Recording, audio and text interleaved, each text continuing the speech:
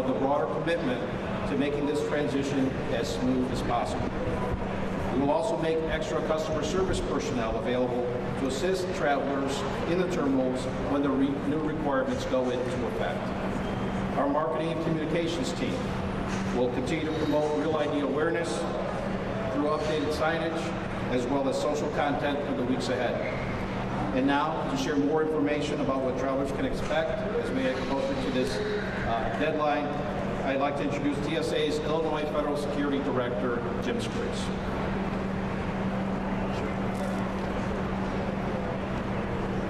Good morning. I'm Jim Spriggs, the Federal Security Director for the TSA in the state of Illinois. And I want to thank our local media outlets for assisting us with educating the traveling public on Real ID. Thanks to our airport partners throughout the state of Illinois, and especially Managing Deputy Director Vega, Danny and I work closely together to support the Chicago Department of Aviation and our stakeholders here at O'Hare and also at Midway Airport.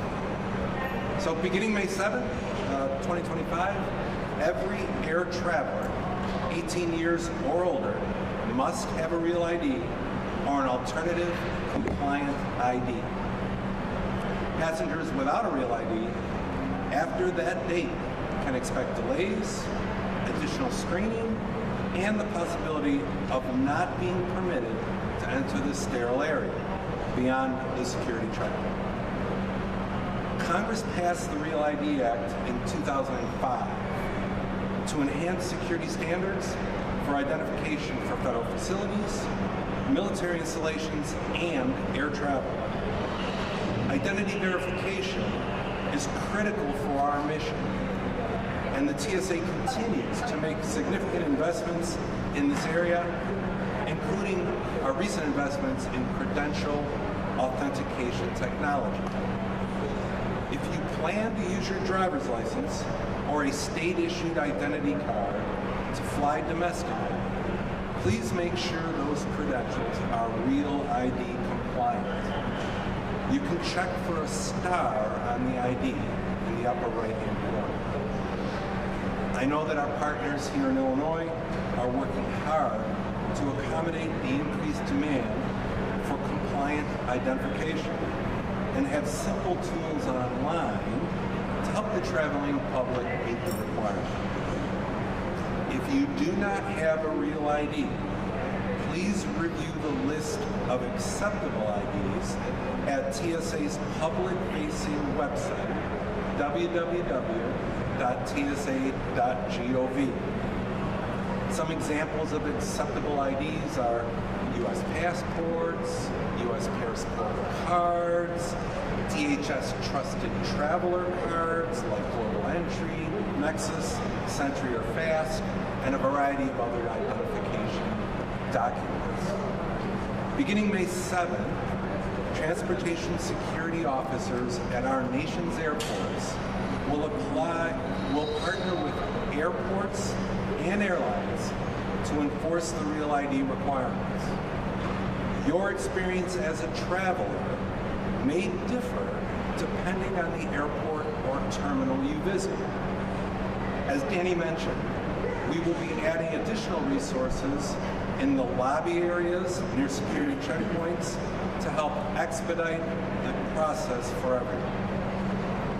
Please remember that as we begin the summer travel season, airports often reach their capacity for vehicle traffic, parking, ticketing areas, and at our security checkpoints. Depending on when you travel, you may need extra time to get to your flight, so please be prepared and arrive early.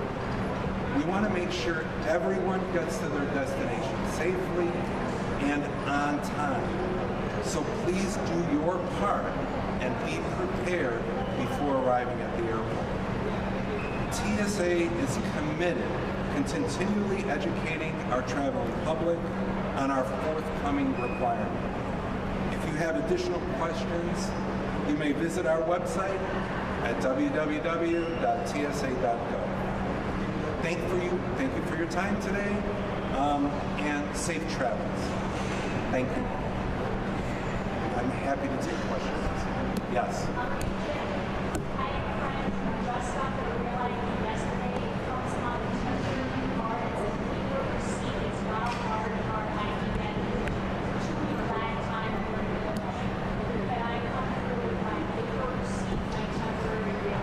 So the paper receipt is not considered a real ID. However, please come to the airport and bring that document.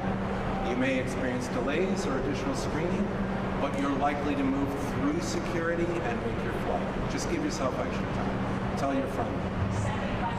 Sure.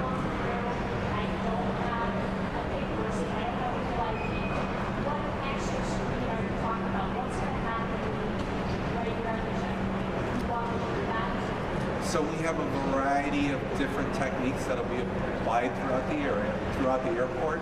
I'm not going to talk specifically about what those unpredictable screening methods will be, but you may be asked to go to a separate checkpoint, or you may be directed to a specific screening area for us to apply those methods. Good morning. You may have already mentioned it, and I apologize if I'm coming down with the party. Sure. Can you talk a little bit about this impact on pre-check, how it affects pre-check, if you still have to have a if you have pre-check, and if you have, let's say, something like clear, does that change anything with respect to real ID? Many more of our pre-check and clear customers meet the requirements of real ID. So there will be an impact to those travelers that don't have a real ID. However, we hope to minimize that impact for someone who's part of one of our special travel programs, including clear and picture. So you still have to show obviously real ID, whether you have clear or whether you have, for example, TSA pre-check. Yes, you do. You absolutely need a real ID, no matter what program you belong to. And I believe I'm correct in saying, please correct me, if you, let's say you don't have a real ID, you can use a passport, correct? A passport is an acceptable form of identification. So please bring your passport or your passport card, or check our website, because there are a number of things that you can use outside of a real ID. Sorry, can you just talk a bit about what people can expect here midway on May 7th, and also, is there a way to expedite people through checkpoints if they've got passports and they've got their Yes, we expect that those passengers who are compliant will see very little impact when they arrive at the airport after May 7th. It's only those non-compliant travelers that may be directed to an alternative location for additional screening.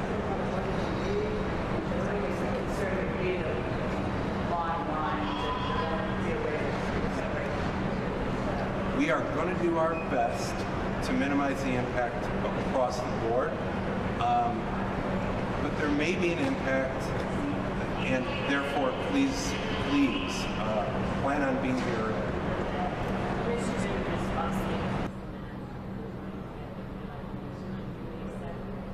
What's been the feedback from your partners in long lines?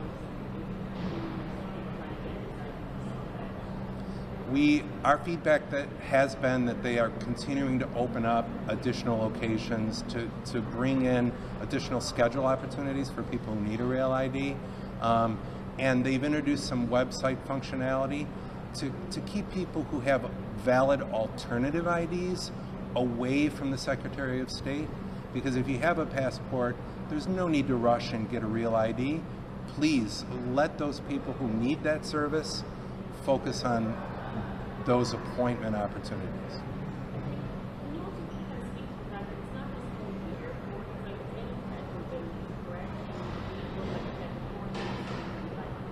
Yes, ma'am. Yes, ma'am. So, in general, if you wish to access any federal facility within Illinois or throughout the country, you're required to have a real ID. We've also noticed that some private institutions are adopting the same policy as well. So please, if you're going to visit someone for a tour or for business, it's in your interest to check and see whether a real ID is required, even at state and local locations. I just off the top of your head, do you know if I already have an Illinois driver's license, what is the extra charge to switch that? I think that information is available on their website. Okay? Thank you. Sir, I'm sorry. Real IDs have been issued in the Chicago area so far? And I don't have a count, no. But I can tell you that our sampling shows that 80 to 85% of the traveling public that we've encountered have presented a valid ID. Yes, sir. That's it. And that number varies between pre-check, clear, standard screening, and it may vary by day of the week and time of day, depending on the type of travelers that are coming to the airport. And in the summer season, we often see people though who don't normally travel. I imagine a lot of those 80-85% are business travelers who know they have to do this. You know, they see more families in the summer, so they can all prepare more. Yes, we do. But remember, if you're under the age of 18, you don't have to worry about that ID. So it's only the adults that are traveling with them that need a compliant real ID. We've seen people more aware, and it's with your help that will raise awareness and encourage them to prepare in advance for that trip this summer.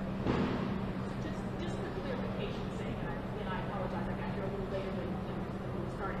So if I come into the airport, what, I have a great trip plan, and I don't have my real ID, will I be able to get on this plane to my fantastic vacation?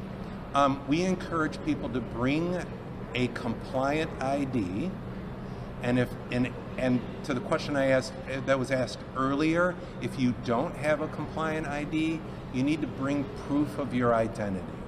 Okay?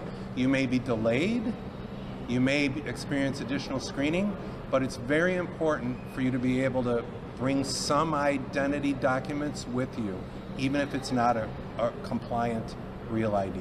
Are you able to outline what those additional documents might be? And They're no different than what you would bring today.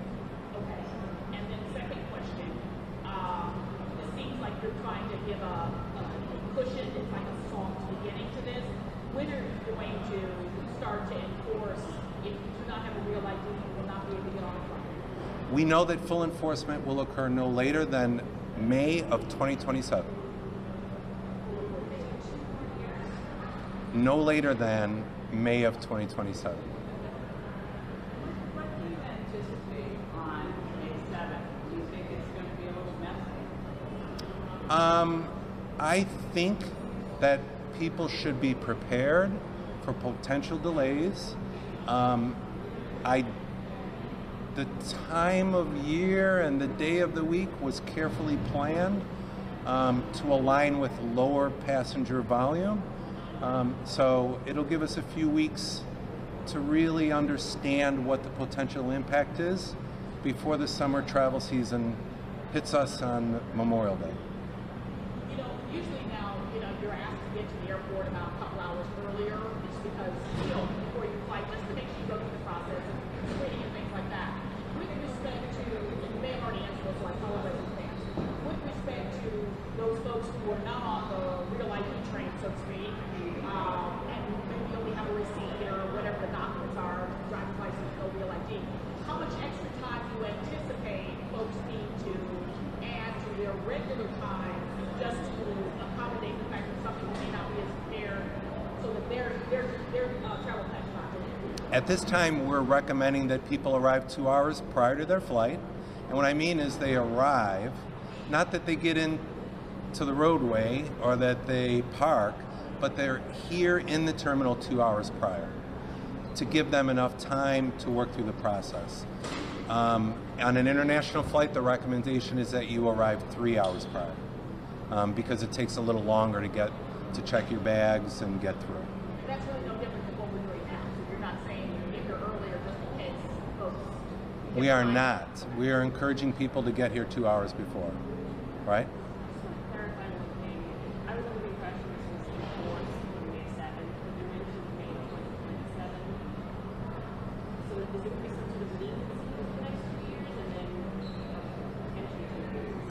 perhaps I didn't articulate that as well as I should. The published date of May of 2027 is really not defined as the date of enforcement. We will start enforcement on May 7th of this year, right? I think the question I was trying to address is, could people be denied access? And I don't expect that to happen until 2027. Okay? Mr. Baker? Yes, sir. Mr. Baker, are you seeing, anticipating differences between passengers at Midway and O'Hare? Obviously, O'Hare has more international passengers. Midway, I would think most of those passengers are domestic. Do you think more passengers there might think they not need this because we're taking domestic flights? Is there any difference there? I think, so during my statement earlier, we are ensuring that we have signage and we're reaching out to the community through digital, through social media, and this event here. You should expect the same here at Midway as you would here at O'Hare. So it'd be the same across the board.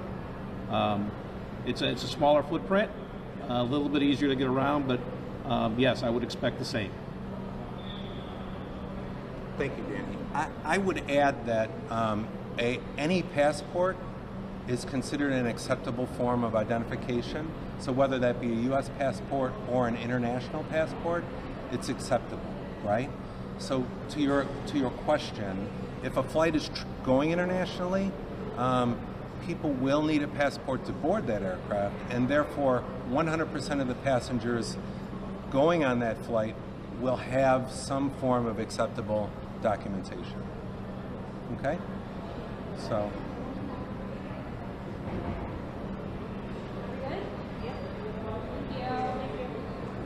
Thanks, everyone.